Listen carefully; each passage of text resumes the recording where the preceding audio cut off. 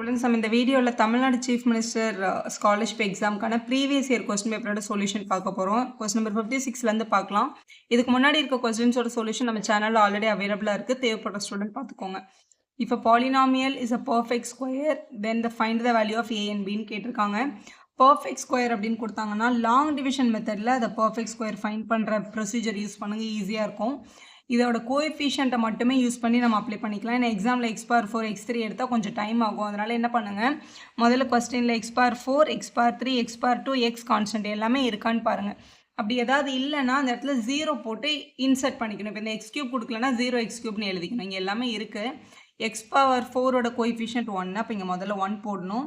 அடுத்து x³ 2 கொடுத்துருக்காங்க, x² a கொடுத்துருக்காங்க, அதுக்கப்புறம் b, அதுக்கப்புறம் 9 கொடுத்துருக்காங்க. இது இப்படி எழுதிக்கோங்க. இப்போ பர்ஃபெக்ட் ஸ்கொயர்னா இங்கே என்ன நம்பர் எழுதுறமோ அதே நம்பர் தான் இங்கே எழுதணும். இங்கே 1 வேணும், அதனால் 1 1s are 1ன்னு எழுதிக்கலாம். எழுதிட்டு இதை மைனஸ் பண்ணால் இங்கே 0 ஆகிடும், கேன்சல் ஆகிடும். அடுத்து வந்து 2 நம்பர் இறக்கணும் கீழே, ஏன்னா நம்ம பண்ணுறது பர்ஃபெக்ட் ஸ்கொயர். இதை இறக்கிடலாம். இறக்கிட்டு இங்கே வந்து மேலே இருக்க டேர்மை 2ஆல் மல்டிபிள் பண்ணிக்கோங்க. 1 2s are, இங்கே ஃபஸ்ட் நம்பர் கண்டிப்பாக 2 தான் வரும். இப்போ 2 பக்கத்தில் இங்கே 2 கூட என்ன மல்டிபிள் பண்ணால் இங்கே 2 வருதுன்னு பார்க்கணும். 2 கூட 1 மல்டிபிள் பண்ணால் தான் 2 வரும். இப்போ 2 1s are 2ன்னு போட போகிறோம். இங்கே என்ன நம்பர் எக்ஸ்ட்ரா எழுதணுமோ அதே நம்பரை இங்கேயும் எழுதிக்கணும். ஸோ 2 1s are 2ன்னு போட்டாச்சு. அடுத்து 1 1s are 1, அதனால் இங்கே 1ன்னு போட்டுக்கணும். மைனஸ் பண்ணுறதுனால இங்கே சிம்பிள் மாற்றிடணும். இது கேன்சல் ஆகிடும். இங்கே a - 1 அப்படின்னு வந்துடும். அடுத்த 2 டேர்மை கீழே இறக்கணும். இங்கே b இறக்கிடலாம், இங்கே 9ஐயும் கீழே இறக்கிடலாம். இறக்கியாச்சா? இப்போ பாருங்கள், மேலே 2ல் மல்டிபிள் பண்ணுங்கள். 2 1s are 2, திருப்பியும் 2 1s are 2. இங்கே ஃபஸ்ட்டு நம்பர் நம்ம கண்டுபிடிக்க முடியாது, ஏன்னா a - 1. ஆனால் கடைசி நம்பர் பாருங்களேன், 9 வேணும்.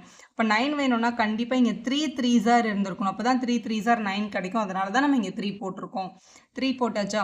இப்போ இந்த 3யை வச்சு உங்களை மல்டிபிள் பண்ணுங்கள். 3 2s are 6, 3 2s are 6, 3 3s are 9 இப்படி கிடைக்குது. இங்கே இருக்கிற நம்பரும் ஒரே மாதிரி இருந்தால் தான் மைனஸ் மாற்றும் போது 0 வரும். அப்போ இங்கே 9 9 இருக்குது, அப்போ மைனஸ் மாற்றினா இது ஆட்டோமேட்டிக்காக 0 ஆகும். அப்போ இந்த b இருக்கிற இடத்துல என்ன இருந்திருக்கணும் அப்படின்னா கண்டிப்பாக b-யோட பிளேஸில் 6 இருந்திருக்கணும். அப்போ தான் இதை மைனஸ் மாற்றினா இது கேன்சல் ஆகும். அதே மாதிரி இந்த a - 1ஓட பிளேஸில் என்ன தான் இருந்திருக்கணும், 6 தான் இருந்திருக்கணும். இப்போ a - 1 = 6 இருந்திருக்கணும். -1 அந்த பக்கம் போனால் அப்போ தான் கண்டிப்பாக 6 + 1 மாறும். அப்போ a = 7ன்னு கிடைக்கும். அப்போ a = 7ம் b = 6ம் இருந்திருந்தா தான் இந்த டேர்ம் 0 ஆகும். அப்போ தான் இது ஒரு பர்ஃபெக்ட் ஸ்கொயர்னு நம்மளால் சொல்ல முடியும். அப்போ இதுதான் நம்மளோட கரெக்டான ஆன்சர். இது உங்களோட ஆப்ஷன் பியில் இருக்குது பாருங்கள். a = 7, b = 6, அதான் நம்மளுக்கு கிடச்சிருக்கு. நெக்ஸ்ட் கொஸ்டின் பாருங்கள், 57. From a point on the ground. So கிரவுண்டுனாலே இப்படி ஒரு ஹாரிசாண்டல் லைன் போட்டுக்கோங்க. From a point on a ground, angle of elevation of bottom and top of a tower at the top of 27 meter high building. So இதில் வந்து ஒரு 27 மீட்டரில் ஒரு high building இருக்குது. அது மேலே ஒரு டவர் ஃபிக்ஸ் பண்ணியிருக்காங்க. இந்த டவரோட டாப்பையும் பாட்டமையும் பார்க்குறாங்க. அதான் கொடுத்துருக்காங்க பாருங்கள். Angle of elevation of bottom and the top of the tower. டவரோட பாட்டம் இங்கேருந்து இப்படி பார்த்துருப்பாங்க, இதோட டாப்பை இங்கேருந்து இப்படி பார்த்துருப்பாங்க. முதல்ல அவங்க பாட்டம் தான் கொடுத்துருக்காங்க. பாட்டமுக்கு 30 டிகிரி எலிவேஷன் கொடுத்துருக்காங்க. இப்போ இது வந்து 30 டிகிரின்னு போட்டுக்கணும். இந்த டாப்பை பார்க்குறதுக்கான எலிவேஷன் இங்கேருந்து தான் பார்க்குறாங்க. ஆனால் இதோட எலிவேஷனோட ஆங்கிள் வந்து 45 டிகிரி. அப்போ இது வந்து 45 டிகிரின்னு கொடுத்துருக்காங்க. Then height of the tower, இந்த டவரோட ஹைட்டை மட்டும் கண்டுபிடிங்க அப்படின்றதான் உங்களோட கொஸ்டின். சும்மா ஏதாவது ஒரு ஆல்ஃபபெட் போட்டுக்கோங்க. சப்போஸ் இது வந்து a b c, இந்த பாயிண்ட் வந்து டின்னு வச்சுக்கலாம். இதில் வந்து 2 ரைட் ஆங்கிள் இருக்குது. ஒன்று வந்து இது, அதாவது பிசிடி ஒரு ட்ரையாங்கிள், இன்னொன்று வந்து பிசிஏன்றது இன்னொரு ட்ரையாங்கிள். இந்த 2 ட்ரையாங்கிளையும் வச்சு உங்களோட ட்ரிக்னாமெட்ரிக் ரேஷியோ அப்ளை பண்ணாலே உங்களோட ஆன்சர் கிடச்சிரும். இப்போ முதல் ட்ரையாங்கிள், இந்த குட்டி ட்ரையாங்கிள் நம்ம எடுத்துக்கலாம். அதாவது இந்த ட்ரையாங்கிள் டிபிசி, இந்த குட்டி ட்ரையாங்கிள், இந்த ட்ரையாங்கிள் மட்டும் எடுத்துக்கிறோம். இதில் இந்த ஆங்கிள் கொடுத்துருக்காங்க. இந்த ஆங்கிளோட ஆப்போசிட் சைடு வந்து 27, இங்கே அட்ஜசன்ட் சைடு வந்து கொடுக்கல, அதை வந்து நம்ம எக்ஸ்ன்னு எடுத்துக்கலாம். அப்போ tan 30 degrees = ஆப்போசிட் வந்து 27, அட்ஜசன்ட் வந்து எக்ஸ். ஆப்போசிட் பை அட்ஜசன்ட் உங்களோட 10th ஸ்டாண்டர்டோட ஃபார்முலா தான். tan 30யோட டேபிள் வேல்யூ 1/√3 = 27/xன்னு எழுதிக்க முடியும். √3 அங்கே எடுத்துகிட்டு போயிடலாம், எக்ஸ் இங்கே எடுத்துகிட்டு வந்துடலாம். அப்போ x = 27√3 அப்படின்னு கிடச்சிருக்கு. ஸோ இந்த எக்ஸோட வேல்யூ வந்து 27√3 தான். இப்போ ரெண்டாவது ட்ரையாங்கிளுக்கு போகலாம். ரெண்டாவது ட்ரையாங்கிளோட பேர் வந்து ஏபிசி, மொத்த ட்ரையாங்கிள். அப்போ இந்த ட்ரையாங்கிள் ஏபிசி அப்படின்னு எடுத்துக்கோங்க. ஏபிசின்ற ட்ரையாங்கிளில் ஆங்கிள் வந்து 45 எடுக்கணும், ஏன்னா அதுதான் அதை மொத்தமாக கனெக்ட் பண்ணுற ஆங்கிள்.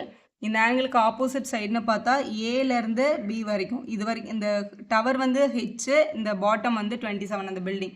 அப்போ இதோட மொத்த லென்த்து பார்த்தா 27 + h அப்படின்னு சொல்லணும். இதோட மொத்த லென்த் வந்து 27 + h. இப்போது நம்ம ஆங்கிள் எழுதிடலாம். அப்போ tan 45 degrees equal to opposite. ஆப்போசிட்டில் 27 + h லென்த் இருக்குது. பை அட்ஜசன்ட் வந்து நம்ம ஆல்ரெடி கண்டுபிடிச்சாச்சு 27√3. அப்போ இங்கே 27√3ன்னு எழுதிக்கோங்க. இங்கே tan 45 table value 1 is equal to 27 + h by 27√3 இருக்குது. டிவைடில் இருக்க 27√3 அங்கே வந்தால் மல்டிப்ளை இருக்கும். 27√3 is equal to 27 + h. Plus 27 அந்த பக்கம் எடுத்துகிட்டு வந்தால் -27 ஆகும். அப்போ 27√3 -27 ஈக்குவல் டு ஹெச்ன்னு கிடைக்குது. ரெண்டுத்துலையுமே 27 காமனாக இருக்கிறதுனால 27 வெளியில் எடுத்துட்டோம் அப்படின்னா √3 - 1 அப்படின்னு எழுதிக்கலாம். கொஸ்டினில் இந்த யூனிட் மீட்டரில் இருக்கிறதுனால இதுவும் மீட்டர் தான். அப்போ ஹெச்ன்றது தான் நம்ம இந்த டவரோட ஹைட்டுன்னு எடுத்துருந்தோம். அப்போ ஹெச் வந்து 27 × √3 - 1 மீட்டர் அப்படின்றது உங்களோட கரெக்டான ஆன்சர். அது உங்களோட பி ஆப்ஷனில் இருக்குது பாருங்கள். இன்னொரு கொஸ்டின் அல்ஜிப்ராலேருந்து பார்க்கலாம். If alpha and beta are the roots of the equation சொல்லி ஒரு ஈக்குவேஷன் கொடுத்துருக்காங்க. Alpha and beta are the roots of the ஈக்குவேஷன்னா நம்மளால் சம் ஆஃப் த ரூட்ஸும் ப்ராடக்ட் ஆஃப் த ரூட்ஸும் நம்மளால் ஈஸியாக கண்டுபிடிக்க முடியும். சம்முன்னா ஆல்ஃபா ப்ளஸ் பீட்டான்னு அர்த்தம், ப்ராடக்ட்னா ஆல்ஃபா பீட்டான்னு அர்த்தம். ஏன்னா ஆல்ஃபா அண்ட் பீட்டா தான் ரூட்ஸ்னு கொடுத்துருக்காங்க. உங்களுக்கு கொடுத்துருந்த ஈக்குவேஷன் என்னென்னா x² + 8x - 5 அப்படின்றது. இதை ax² + bx + cக்கு நம்ம ஈக்குவேட் பண்ணுறோம். இங்கே ஏக்கு நேரம் என்ன இருக்குது 1, பிக்கு நேரம் 8 இருக்குது, சிக்கு நேரம் -5 இருக்குது. இது எப்படி ஈக்குவேட் பண்ணி கண்டுபிடிச்சிக்கலாம். இதை சம் ஆஃப் த ரூட்ஸோட பேசிக் ஃபார்முலா என்னென்னா -b/a, ப்ராடக்ட் ஆஃப் த ரூட்டுக்கு c/aன்னு எடுக்கணும். இப்போ மைனஸ் போட்டு பிக்கு பதிலாக கொஸ்டினில் 8 இருக்குது, a வேல்யூ 1 தான். c/a, சிக்கு பதிலாக -5 இருக்குது, ஏயோட வேல்யூ கொஸ்டினில் 1 தான். டினாமினேட்டர் 1க்கு வேல்யூவில் அதை எழுதணும்னு அவசியமும் இல்லை. சரி, இப்போ ஆல்ஃபா + பீட்டா ஆல்ஃபா பீட்டா கண்டுபிடிச்சாச்சு. இப்போ கொஸ்டினை பாருங்கள். தென் which one of the following equation has the root alpha by beta and beta by alpha? Alpha by பீட்டாவையும் பீட்டா பை ஆல்ஃபாவையும் ரூட்ஸாக வச்சுருக்க ஈக்குவேஷன் யாருன்னு கேட்டிருக்காங்க. அப்போ இந்த ரூட்ஸை யூஸ் பண்ணி அதோட சம்மையும் ப்ராடக்டையும் முதல்ல கண்டுபிடிச்சிக்கலாம். சம்முனா alpha by beta plus beta by alpha அப்படின்னு அர்த்தம். டினாமினேட்டர் டிஃப்ரெண்ட்டாக இருக்கிறதுனால எல்சிஎம் எடுத்து தான் ஆட் பண்ணணும். Alpha into alpha alpha squared, beta into beta beta squared by alpha into beta alpha பீட்டான்னு வரும். இப்போ கூட நமக்கு ஆல்ஃபா பீட்டா வேல்யூ தனித்தனியாக தெரியாது. அதுக்கு பதிலாக நம்ம வந்து என்ன பண்ணலாம்னா இது வந்து a² + b² மாதிரி. அப்போ a + b ² -2ab அப்படின்னு நம்ம எழுதுவோம் இல்லையா, அந்த மாதிரி எழுதிட்டு டினாமினேட்டரில் ஆல்ஃபா பீட்டா இருக்குது. இப்போ ஆல்ஃபா + பீட்டாவோட வேல்யூ கொஸ்டினில் என்ன கொடுத்துருக்காங்க -8 கொடுத்துருக்காங்க. அப்போ -8² -2 இன்ட்டு ஆல்ஃபா பீட்டாவுக்கு பதிலாக -5ன்னு கண்டுபிடிச்சோம். டிவைடட் பை ஆல்ஃபா பீட்டா மறுபடியும் -5 தான். இப்போ 8 ஸ்கொயர் பண்ணால் நமக்கு 64 கிடைக்குது. Minus into minus +10 by -5. அப்போ ஆட் பண்ணால் -74/5ன்னு எழுதுகிறோம். டினாமினேட்டரில் இருக்க மைனஸை மேலே கேரி ஓவர் பண்ணிக்கலாம். இப்போ இந்த ரெண்டு ரூட்டோட சம்மை நம்ம கண்டுபிடிச்சாச்சு. இப்போ அதே மாதிரி ப்ராடக்ட்டையும் ஃபைண்ட் பண்ணிடலாம். இவங்களோட ப்ராடக்ட்டை கண்டுபிடிக்க போகிறோம். ப்ராடக்ட்னா ஜஸ்ட் மல்டிபிள் பண்ணால் போதும். Alpha by beta multiple by beta by alpha பண்ணுறோம். ஆல்ஃபா ஆல்ஃபா கட் ஆகிடும், பீட்டா பீட்டா கட் ஆகிடும். ஆன்சர் என்ன கண்டிப்பாக 1 தான். சம்மும் ப்ராடக்ட்டும் தெரிஞ்சால் ஈக்குவேஷன் எழுதுறது ரொம்ப easy. x² minus sum of the root போட்டு எக்ஸ் போடணும் plus product of the root இப்படி எழுதுறது தான் ஒரு குவாட்ரட்டிக் ஈக்குவேஷனோட ஜென்ரல் ஃபார்ம். x² அப்படியே எழுதிட்டு மைனஸ் சம்முக்கு பதிலாக இங்கே என்ன கிடச்சிருக்கு -74/5 கிடச்சிருக்கு.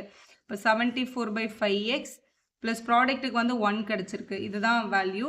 ஈக்குவேஷன் எழுத சொன்னாங்கன்னா இங்கே ஈக்குவல் டு 0 அப்படின்னு போட்டுக்கலாம். இங்கே டினாமினேட்டரில் 5 இருக்கிறதுனால எல்சிஎம் எடுத்துக்கோங்க. இது 1. இப்போ டினாமினேட்டரில் 5 நம்ம எல்சிஎம் எடுத்தோம்னா இங்கே by 1, இங்கேயும் by 1. இங்கே 5 வேணும்ல இங்கே 5 கன்வெர்ட் பண்ணுறதுக்கு. அப்போ 5x² மைனஸ் ஆல்ரெடி இங்கே 5 இருக்கிறதுனால 74x அப்படியே வந்திருக்கும். இங்கே +5 is equal to 0. டினாமினேட்டரில் இருக்க 5 அந்த பக்கம் போய் என்னவாயிருக்கும் 0 இருக்கும்.